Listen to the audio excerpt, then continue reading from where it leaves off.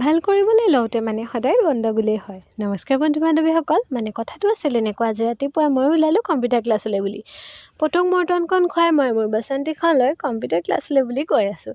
এটুকুৰা ধুনীয়া ৰাস্তা, এটুকুৰা ইটা দিয়া ৰাস্তা আৰু এটুকুৰা ভীষণ গেলা ৰাস্তাৰ মাজেৰে গৈ মই মোৰ চাইকেলখন থৈ দিলোঁ। তাৰপিছত আকৌ এটুকুৰা ৰাস্তা খোজকাঢ়ি গৈ মই মোৰ কম্পিউটাৰ ক্লাছ পাই গ'লোগৈ। পিছে এয়া আমাৰ ছাৰে কিবা কাম কৰি আছে। ময়ো বাপেকে ভিডিঅ' কৰি থ'লোঁ, কিন্তু আমাৰ ছাৰ বহুত ভাল দেই, বহুত ফ্ৰেণ্ডলি। তাৰপিছত বিশেষ এটা কামত ময়ো গৈ কলেজ পালোঁগৈ। কলেজৰ পৰা আহি আমাৰ পটক মাত লগালোঁ, সি একদম খঙেৰে চালে। আবেলি আকৌ বন গুচালোঁ। বন গুচোৱাৰ মেইন কাৰণ হৈছে আমাৰ এগৰাকী।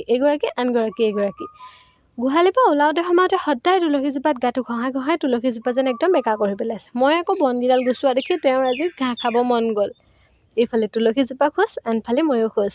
ফেচটো কিন্তু ইগন'ৰ কৰিব দেই, পূৰা ঘামি আছোঁ। তাৰপিছত ময়ো মোৰ কম্পিউটাৰ নোটছ লিখিলোঁ আৰু আম খালোঁ। Bye bye.